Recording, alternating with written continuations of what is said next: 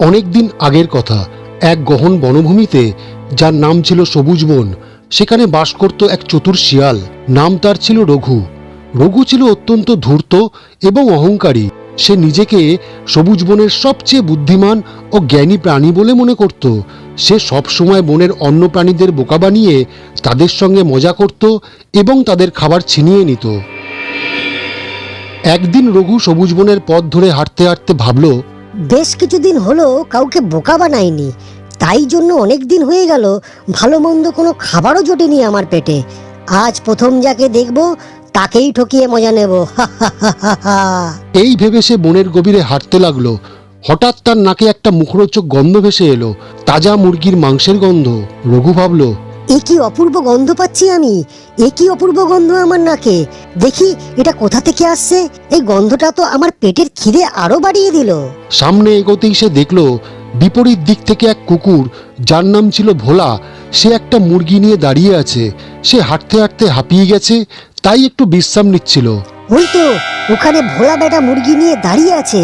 ওকে বোকা বানিয়ে মুরগিটা আমায় হাতাতেই হবে। উফ, খুব খিদে পেয়েছে। রঘু হাসি মুখে ভোলার কাছে গিয়ে মিষ্টি গলায় বলল, আরে আরে ভোলা ভাই, কেমন আছো তুমি? বহুদিন পর তোমার সাথে দেখা। এইভাবে এই জঙ্গলে একা একা দাঁড়িয়ে আছো কেন তুমি? কারোর জন্য অপেক্ষা করছো নাকি?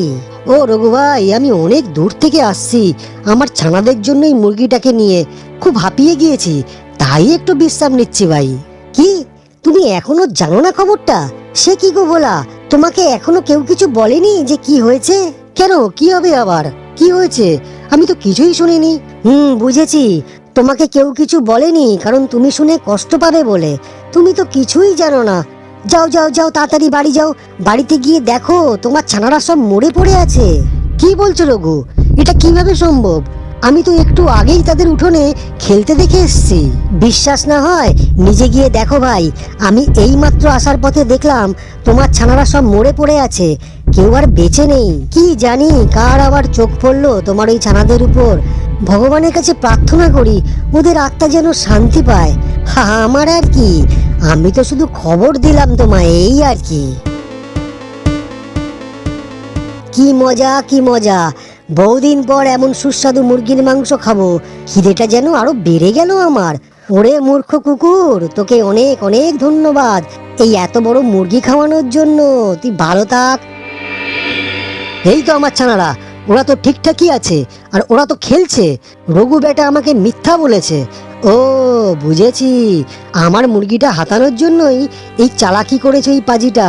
হায় রে, কত আশা নিয়ে আসছিলাম যে অনেক দিন পর ছানারা পেট ভরে একটু মাংস খেতে পারবে। সেটা আর ওদের কপালে হলো না। এবার ওই পাজি শিয়ালটাকে আমাকে একটা শিক্ষা দিতেই হবে। আহ, পেটটা ভরে আজ মাংস খাওয়া গেল। এবার বাড়ি গিয়ে একটা গভীর ঘুম দেই।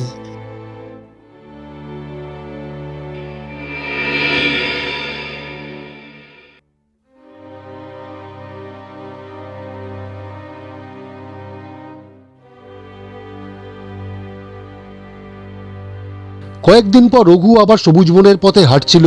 হাঁটতে হাঁটতে সে দেখল সবুজ বনের কাছেই একটা গ্রামে বাস করে শিবু নামে একজন মানুষ। শিবু ছিল গ্রামের একজন সরল মানুষ। সেদিন শিবু তার একটা ছাগলছানা নিয়ে সবুজ বনের পাশেই ছোট্ট মাঠে ঘাস খাওয়াতে এসেছিল। রঘু লুকিয়ে লুকিয়ে ভাবল, আরে আরে, শিবুদা আবার একটা ছাগলছানা নিয়ে এসে দেখছি।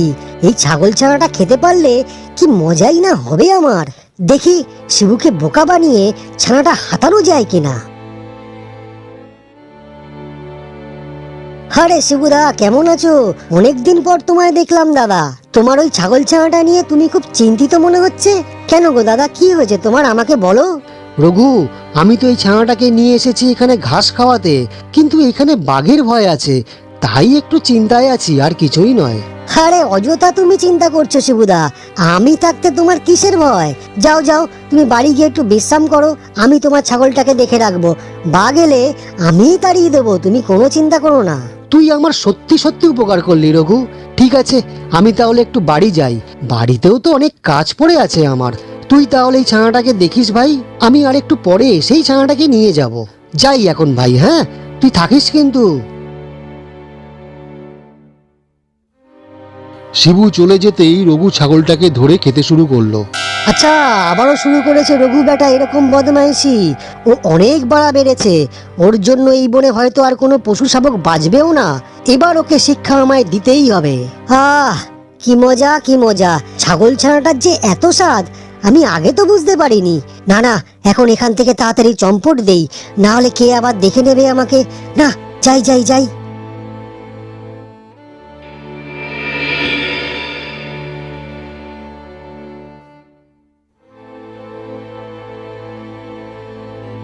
হায় হায়, কি হলো আমার, কি হলো? আমার ছাগল ছানাটা কোথায় গেল? মনে হচ্ছে এটা ওই রঘুরই কাজ। ওই রঘুই আমাকে ঠকিয়েছে। শিবুদা, রঘু তোমার ছানাটা খেয়ে ফেলেছে গো। আমি সব দেখেছি ওই ঝোপের আড়াল থেকে। ও আমাকেও একবার ঠকিয়েছিল। এই পাজি শিয়ালটাকে এবার শিক্ষা দিতেই হবে আমাদের দাদা। শিবু আর ভোলা মিলে রঘুকে শিক্ষা দেওয়ার পরিকল্পনা করলো। তারা সবুজ বনের বাঘ রাজেনকে সব খুলে বলল। রাজেন ছিল বনের শক্তিশালী রাজা আর ন্যায়পরায়ণ। শিবু তাকে বলল, রাজেন, রঘু শিয়াল আমাদের সবাইকে ঠকাচ্ছে। ওর হাত থেকে কোনো পশু শাবক বাদ যাচ্ছে না। ওর উৎপাতে আর টেকা যাচ্ছে না এখানে। এবার তুমি ওকে একটা শাস্তি দিয়ে আমাদের সবাইকে বাঁচাও রাজেন। কয়েকদিন পর রঘু রাজেনের গুহার সামনে দিয়ে যেতে যেতে সে লুকিয়ে দেখল রাজেনের দুটো ছানা মিনু আর টিনু গুহার সামনে খেলছে। রঘুর মনে লোভ জাগলো।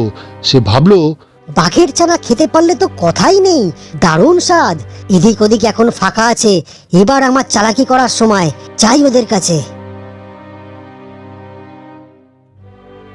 এই যে মিনু টিনু, তোমরা এখানে কি খেলছো? তোমাদের বাবা কোথায়? আরে শিয়াল মামা, আমরা এমনি খেলছি, বাবা তো শিকারে গেছে। তাহলে আমিও তোমাদের সঙ্গে খেলি। শোনো, আমি একটা মজার খেলা জানি। আমি উল্টো দিকে ফিরে তাকিয়ে দাঁড়িয়ে থাকবো আর তোমরা লুকাবে। যাকে আগে খুঁজে পাবো সে আবার চোর হবে। বাহ, কি মজা কি মজা হবে! তুমি উল্টো দিকে ফিরে দাঁড়াও মামা, আমরা লুকাই। পেয়েছি তোকে মিনু, এবার এবার তোকে আমি খাবো। রাজেন ফিরে এলো। সে দেখলো রঘু তার ছানাকে মেরে খাচ্ছে। রাজেন গর্জন করে বলল, রঘু, তুই আমার ছানাদের মেরে খাচ্ছিস? আজ তোকে আমি মেরে খাবো। রঘু ভয়ে দৌড় দিল। রাজেন তার পিছু পিছু ছুটলো। কিছুক্ষণ দৌড়ানোর পর রঘু একটা ঝোপের মধ্যে লুকালো। কিন্তু শিবু আর ভোলা, যারা গোপনে রঘুকে অনুসরণ করছিল, তারা রাজেনকে ডেকে বলল, রাজেন, রঘু ওই ঝোপের মধ্যে লুকিয়েছে। চলো, আমরা ওকে ওখানেই ধরি। এবার রঘু আর পালাতে পারল না। শিবু, ভোলা আর রাজেন মিলে তাকে ধরে ফেললো এবং রাজেন তার ঘাড়ে কামড় বসিয়ে দিল। রঘু সেখানেই মারা গেল। বেশ হয়েছে, পাজি শেয়াল শেষমেশ তার উপযুক্ত শাস্তি পেল। এভাবে সবুজ বনের প্রাণীরা আর গ্রামের মানুষরা চতুর শিয়ালের অত্যাচার থেকে মুক্তি পেল।